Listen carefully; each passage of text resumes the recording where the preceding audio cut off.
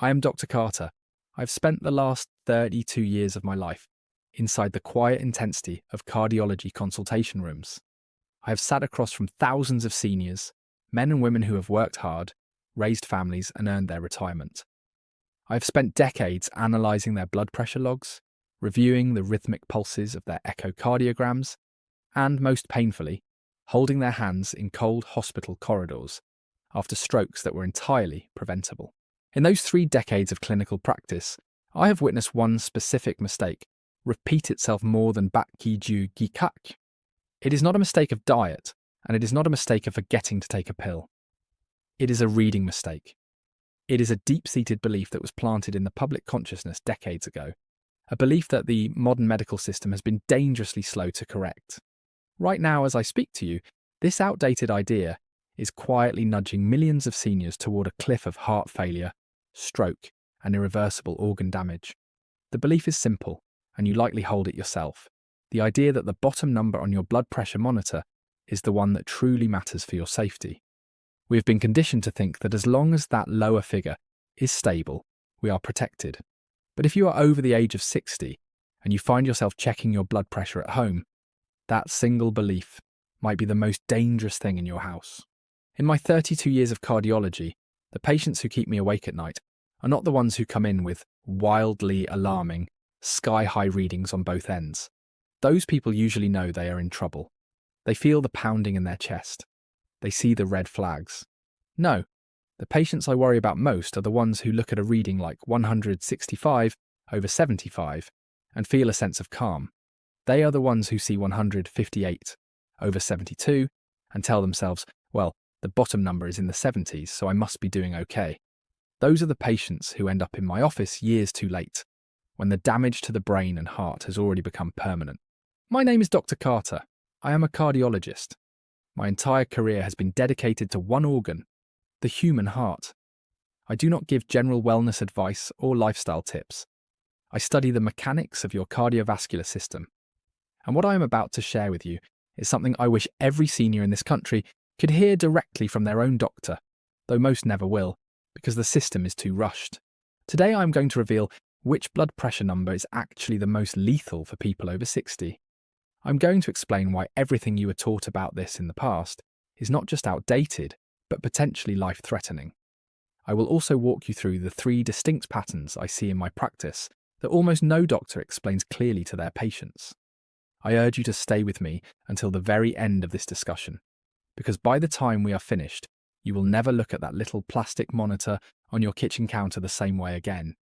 Before we dive into the science of why your body changes after 60, I want to tell you about a woman named Mrs. Gable. She was 72 years old when she first walked into my clinic. Mrs. Gable was a retired librarian, a woman of incredible discipline, intelligence, and precision. She was the kind of person who kept a small cloth-bound notebook in her purse where she had meticulously recorded her blood pressure every single morning for 18 months. Each entry was written in neat blue ink, always recorded at the same time, right before she had her first cup of tea. When I opened that notebook, I didn't see chaos. I saw a terrifying pattern that had been repeating for over a year and a half. Her readings were almost always the same: 162/74, 158/72, 168/70. In the margins of her notebook, she had written little notes to herself. She wrote, "Bottom number looks great." She wrote, "Doctor says to keep an eye on it, but I feel fine." What Mrs. Gable did not realise, because no one had ever taken the time to explain it to her, was that her great bottom number was offering her absolutely no protection at all. In reality, that high top number, which she had been dismissing, was quietly and relentlessly hammering away at the delicate vessels in her brain and her kidneys. It was happening beat by beat, every hour of every day for 18 months. Her arteries were under a constant high-pressure strain that they were never designed to handle. 3 weeks after our first consultation, I received a phone call that I had been dreading since the moment I saw her notebook. Mrs. Gable's daughter called me from the emergency department of the local hospital. Her mother had been out in the garden, tending to her hydrangeas, when her right arm suddenly lost all strength. She dropped her gardening shears. For about 60 seconds, her speech became thick and slurred, as if her tongue had grown too large for her mouth. Then, as quickly as it had started, it stopped. Everything went back to normal. Mrs. Gable almost didn't tell anyone. She told me later that she thought it was just a dizzy spell or the heat of the afternoon sun. She thought since it passed so quickly, it couldn't have been serious, but it was the most serious warning her body could give. She had experienced what we call a transient ischemic attack, or a TIA. It is more commonly known as a warning stroke. It is the sound of the cardiovascular system screaming that it can no longer take the pressure. Her blood pressure notebook had been telling the truth for over a year, but she had been trained to look at the wrong column. She thought she was safe because the bottom number was low, while the top number was preparing to change her life forever. If you have ever looked at your own blood pressure cuff and felt a sense of relief because the bottom number looks normal, despite the top number being high, I need you to listen very closely to what comes next. What I am going to explain about how your arteries age will change the way you manage your health and, quite possibly, save your life. But first, I want to ask you a question. Be honest with yourself and tell me in the comments, which of those two numbers have you been watching most closely? When you see the results on your screen, which one makes your heart race, and which one makes you breathe a sigh of relief? I read these comments because I need to understand how much of this outdated information is still out there, putting people like Mrs. Gable at risk. For decades, the medical community focused almost exclusively on the diastolic pressure, that bottom number, as the primary indicator of cardiovascular risk. An entire generation of patients was raised to believe that as long as the bottom number stayed below 80 or 90, they were out of the woods. For a 30-year-old or a 40-year-old, that focus isn't necessarily wrong. But as we age, the rules of human physiology change completely. The flexible pipes we were born with become stiff pipes, and that changes everything about how we must interpret the numbers on the screen. To understand why Mrs. Gable's notebook was so deceptive, we have to look under the hood of the human body. We have to talk about how your arteries actually age, because the cardiovascular system of a 70-year-old is biologically different from that of a 30-year-old. Think about a brand new garden hose that you just bought from the store. It is soft, it is flexible, and it is incredibly forgiving. When you turn the water on full blast, the walls of that hose expand slightly to absorb the sudden surge of pressure. This flexibility is what we call compliance. In your youth, your arteries are exactly like that new hose. They are lined with elastic fibers that cushion the force of every single heartbeat. When your heart pumps, the arteries stretch, and when the heart rests, they gently recoil. This cushioning effect keeps the top number, the systolic pressure, from hitting dangerous peaks. But now I want you to imagine that same garden hose after it has been left outside in the sun for 20 or 30 years. The rubber has become baked by the heat. It is now stiff, brittle, and cracked. If you were to surge water through that old hose now, the walls cannot expand. They have lost their ability to cushion the blow. Instead, the pressure wave travels straight through the pipe with its full, uncushioned force. This is exactly what happens to your arteries as you pass the age of 60. Over decades, the elastic fibers in your vessel walls are gradually replaced by stiffer collagen and even tiny deposits of calcium. This process is known as arterial stiffening. It is not necessarily a disease. In many ways, it is the natural tax we pay for living a long life. However, it completely changes how we must read your blood pressure. When your heart contracts and sends a wave of blood into these stiffened arteries, the pressure has nowhere to go. It hits the hardened walls and spikes. This is why the top number, the systolic pressure, begins to climb as we age. But here is the part that fools everyone. Because the arteries are now too stiff to recoil properly during the heart's resting phase, the bottom number, the diastolic pressure, often stays the same or even begins to drop. In clinical cardiology, we have a specific name for this. We call it isolated systolic hypertension. It is the most common form of high blood pressure in seniors, and yet it is the most consistently misunderstood by patients at home.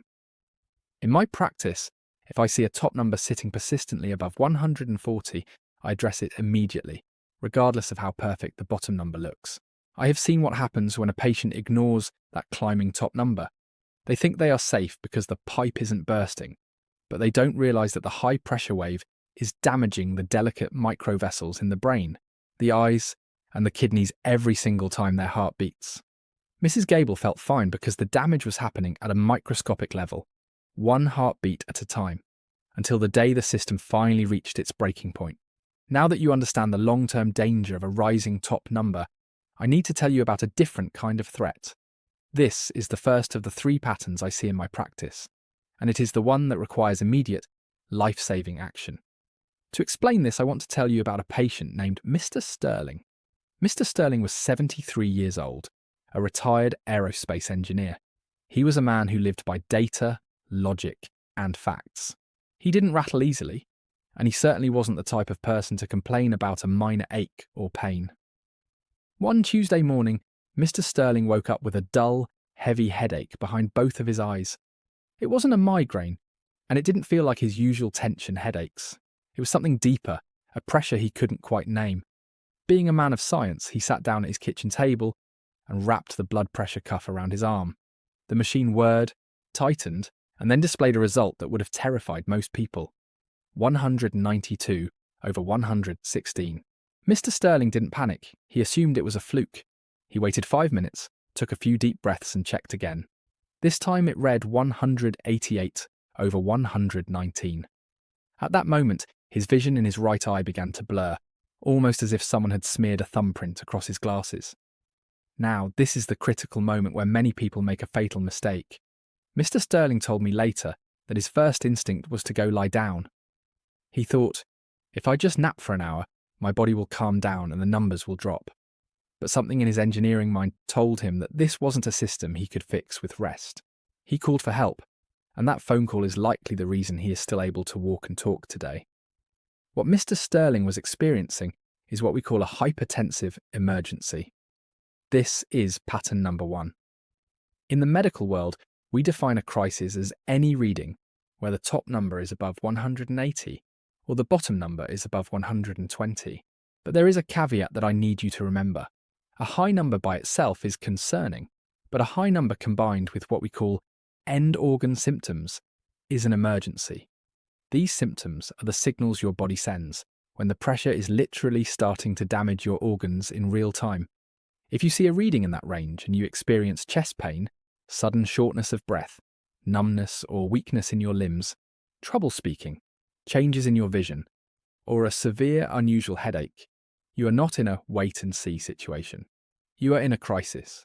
I am telling you this directly because I have sat in the ICU with families who waited. They thought they would wait until the morning to see if the headache went away. They thought they would wait until their scheduled doctor's appointment on Thursday. In cardiology, we say that time is muscle and time is brain. When the pressure is that high, every minute you wait is a minute where your brain or heart is sustaining damage that may never be repaired. Mr. Sterling's logic saved him because he recognised that the red lights on his dashboard were flashing. If your monitor shows you those numbers, do not rationalise it.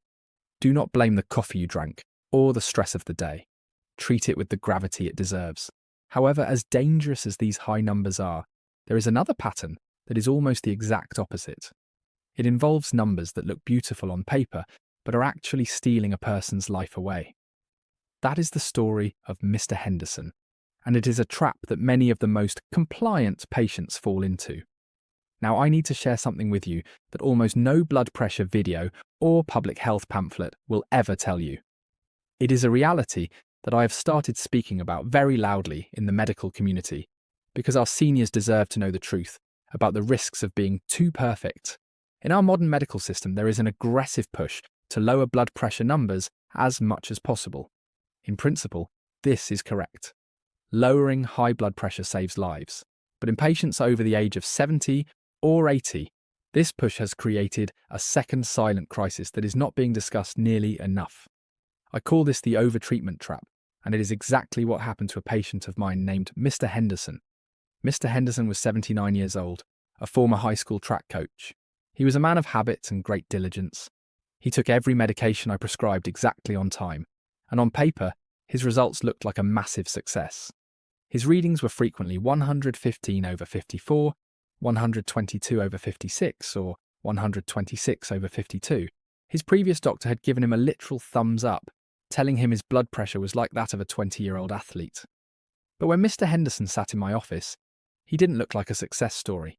He looked like a man who was disappearing. He told me he felt dizzy the moment he stood up from his favourite armchair. He had started gripping the bathroom wall every morning while in the shower. Most heartbreakingly, he had started walking with one hand trailing along the hallway furniture, not because his legs were weak, but because the floor felt unreliable beneath him. His family assumed this was just the inevitable decline of age. They thought he was just getting old. But when I looked at his blood pressure log, I didn't look at the top number. I looked straight at that bottom number, 54, 56, 52. Here is the medical truth that many people, including some doctors, overlook. Your coronary arteries, the very vessels that feed blood and oxygen to your heart muscle itself, receive most of their blood supply during the diastolic phase. That is the pause between heartbeats when the heart is resting.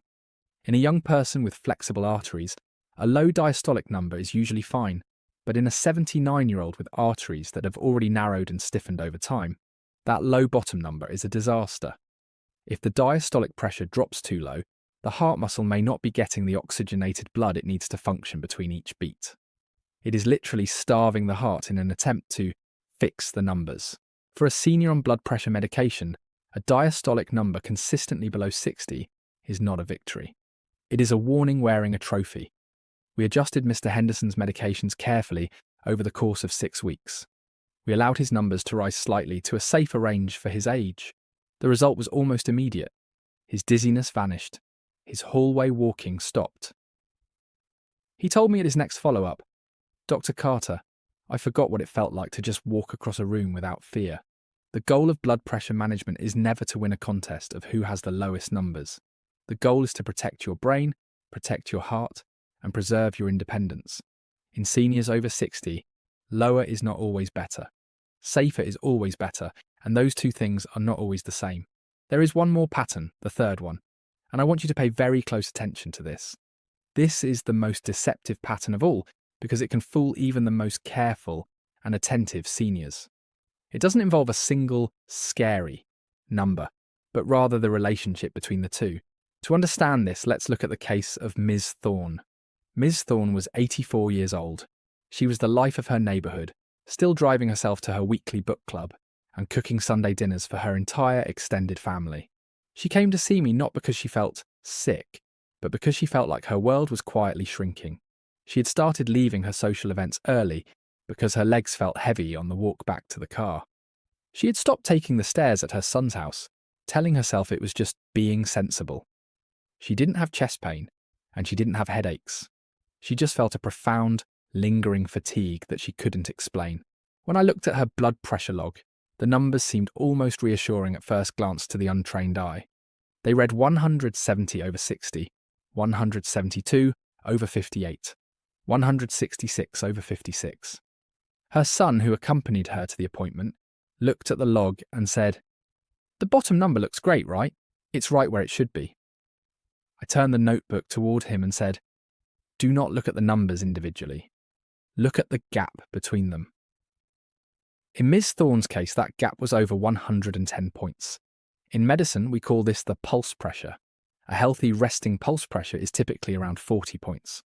When that gap begins to push past 60, 70, or in her case, over 100, it is a signal that your arteries have lost their elasticity almost entirely. Think of it like a shock absorber on a car. If the shock absorbers are working, the car rides smoothly over bumps. If the shocks are broken, every pebble in the road sends a jarring vibration through the entire frame of the car. When your pulse pressure gap is that wide, your heart is pumping blood into a system that has no give. The top number climbs because the heart is slamming blood against a brick wall, and the bottom number drops because there is no elastic recoil to maintain pressure while the heart rests. This wide gap is a map of the damage accumulating inside your vascular system. Mrs. Thorne hadn't been slowing down because she was 84. She was slowing down because her heart was exhausted from trying to pump blood through a rigid, high-resistance system. By only watching her bottom number, she and her family were missing the most important story her body was trying to tell. The wide pulse pressure gap is a powerful predictor of future heart failure and stroke, even if the individual numbers don't look alarming. It is the sound of a system under sustained, unaddressed strain. If you see your top number climbing while your bottom number stays the same or goes lower, do not take comfort in that low number. The gap is the truth. As we move toward the conclusion of this discussion, I want you to remember that your blood pressure monitor is not just giving you two random digits. It is giving you a clinical picture of your life. And understanding how to read that picture is the difference between living in fear and living with the clarity that keeps you safe. After hearing these stories, Mrs. Gable, Mr. Sterling, Mr. Henderson, and Ms. Thorne, you might be wondering why your own doctor hasn't sat you down for this exact conversation. The truth is, our medical system is often built on averages and generalizations. The standard treatment threshold of 140/90 is not a universal truth etched in stone. It is a starting framework, a guideline designed for large populations. But when we apply those broad guidelines to a 75-year-old body without accounting for arterial stiffness, history of falls, or diastolic behavior, it isn't precision medicine anymore. It is guesswork wearing a white coat. The most current cardiology research has moved toward individualized targets for older adults.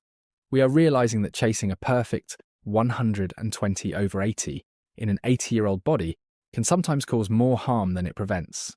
But this nuance rarely makes it from the pages of medical journals into the 10-minute window of a standard office visit. This is why you must be your own strongest advocate. When you next sit across from your doctor or your cardiologist, I want you to bring your logbook, but I also want you to bring 3 specific questions. First, ask your doctor, given my age and the stiffness of my arteries, is my systolic pressure, the top number, at a level that is truly protecting my brain from a stroke? Do not let them brush you off if the number is consistently in the 150s. Ask for the specific plan to manage that pressure safely. Second, ask, is my diastolic pressure, the bottom number, dropping too low? Tell them specifically if you are feeling dizzy when you stand or if you feel unsteady on your feet.